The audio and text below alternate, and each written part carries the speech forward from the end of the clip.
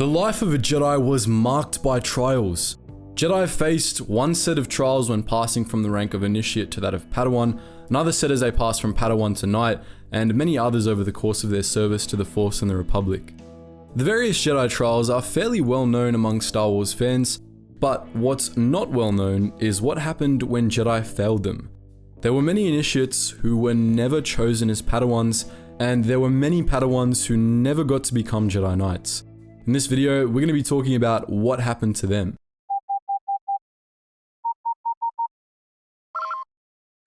Attention, Sergeant on deck! As Jedi younglings became older and neared the age at which they would be able to be selected as a Padawan, the instructors at the Jedi Temple began preparing them for what was called the Initiate Trials. To be available as a Padawan, Jedi Initiates would have to pass 3 tests. The first, memorizing and understanding the Jedi Code, was simple, while the other 2 were more challenging. By the time of the Clone Wars, the second and third tests were demonstrating proficiency in the use of a training lightsaber and demonstrating some level of skill with the Force. During the time of the Old Republic, when Jedi Initiates tended to be older due to different Jedi recruiting practices, the second test was instead to construct a lightsaber, and the third was usually to perform some small but important mission without the help of other Jedi. But this wasn't all Initiates needed to do to become Padawans. It's impossible to be an apprentice without a master, and Jedi Knights and Masters had to choose Initiates to be their apprentices for them to be able to progress to the rank of Padawan.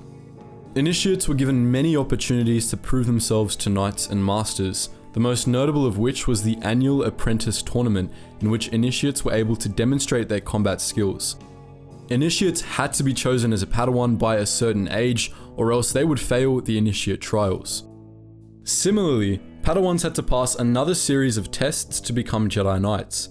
The trials of Knighthood were far more rigorous than Initiate trials, and they were much more challenging as well. First came the Trial of Skill, which was much like the second and third tests that Initiates faced, a display of aptitude with the Force and with a lightsaber. Then there was the Trial of Courage, in which Padawans would have to perform dangerous and potentially deadly tasks so as to weed out the faint of heart. The Trial of the Flesh, in which Padawans had to endure great physical or psychological pain, came next, and was then followed by the Trial of the Spirit, in which they would have to confront the darkness within themselves. The last was the Trial of Insight, which tested a Padawan's perception. All of these challenges were not for the faint of heart, and both Initiates and Padawans often failed. When this happened, they were sent to the Council of Reassignment, one of the 4 Jedi Councils. The Council of Reassignment decided the fate of those who the Jedi felt weren't cut out to be Knights, typically in one of 2 ways. Most washouts were assigned to one of the Jedi Service Corps, while others were either booted from the Jedi Order or politely encouraged to leave. Some of you may have already heard of the Agricultural Corps, the first of the 4 Jedi Service Corps. Though the assignment to Agri Corps was often seen as a punishment by eager Jedi younglings, the work done by the Agri Corps was actually crucial for many civilizations across the galaxy. In a broad sense, the Agri Corps helped the Republic maintain a healthy food supply for the galaxy.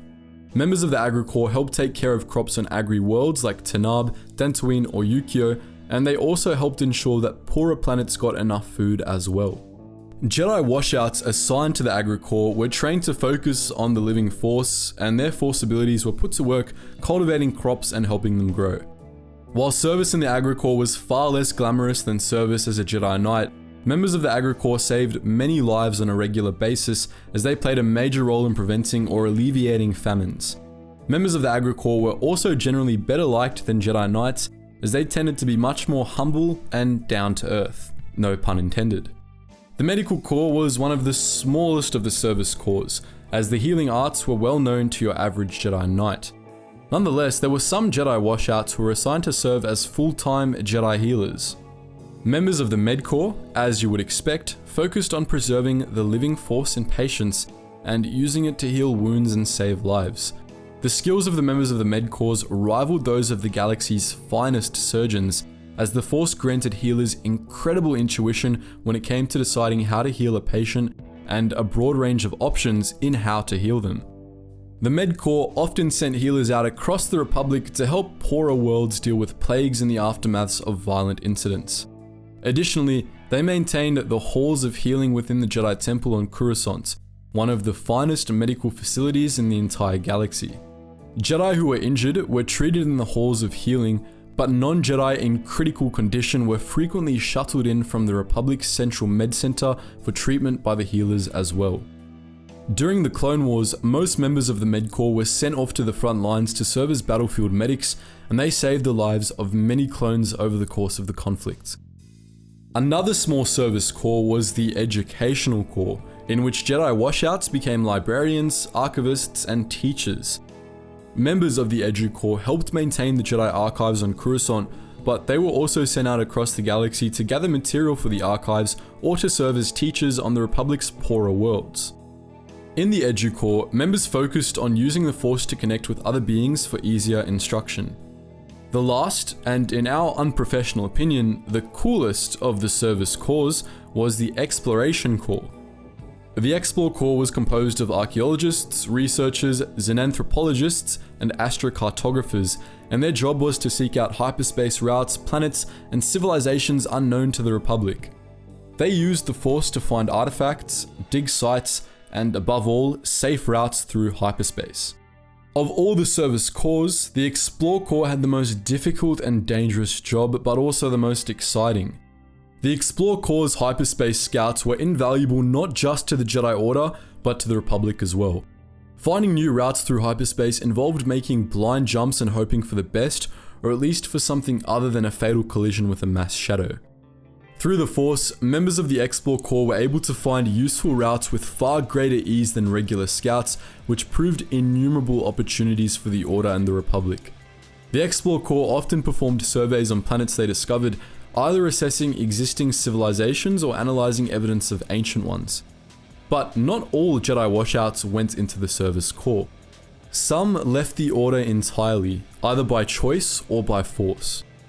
Additionally, there were Jedi who were actually sent to the service corps as punishment, not because of lack of skill. Lorian Nod, a former friend of Dooku's when the two were Jedi initiates, was sent to the Agra Corps after stealing a Sith holocron and blaming it on his friend. Nod later left the Agra Corps to lead a pirate band, but that's another story. Jedi who were forced out of the Order often ended up becoming problems, as you would expect. The rogue Jedi Knight Alia, who was exiled about 600 years before the Clone Wars, gathered a number of Jedi washouts on Dathomir, where they became the first of the planet's infamous Force witches. The Night Sisters, those Dathomirian witches that followed the path of the dark side, were a perfect example of why it was dangerous for Jedi washouts to just be released into the galaxy. The Night Sisters were far from an isolated case too. Jedi washouts were always promising recruits for the Sith and other dark side groups. Of course, those who did join the Sith often found that this was a fatal mistake, as the Sith saw weakness as something deserving of death, but every now and then, failed Jedi became strong in the dark side and came to be a serious threat for the Order that had rejected them. This sense of rejection often made Jedi washouts incredibly useful for enemies of the Jedi, as even if they were weak by dark side standards, that didn't mean they couldn't be useful pawns. The Dark Jedi Xanatos exploited the bitterness of Jedi Initiate Brook Chun, who hadn't been chosen as a Padawan and was coming up on his washout deadline, to turn him to the dark side and secure his help in planning an attack on the Jedi Temple. So that's what happens to Jedi who failed their trials. But what do you think? Is there more Jedi lore that you'd like us to talk about? Let us know your thoughts in the comment section below. And just before you click off to those other recommended videos, guys, make sure you check out our new channel called The Braved, where we dive deep into a whole bunch of different eras and find some of the most badass men and women from these eras, and we tell it in a very high quality format, which I'm sure you guys will enjoy. So that's the first link in the description, make sure you check it out. Now, if you're more of a beats type person, then check out our Relax Jack music channel, where we use a lot of the music we post there in the background of the videos we post here on Geetsly's. So if that's your cup of tea, that's in the description below. And if you want to join us on a behind the scenes Discord and get access to some exclusive content, then consider donating to our Patreon. And lastly, if you want to join our wider community, check us out on our main Geetsly's Discord and our Geetsly's Gaming Network, which I'm excited to say is nearly done development, but make sure you join there for any updates. Anyways guys, as always, thank you so much for watching, and I hope to see you in the next video.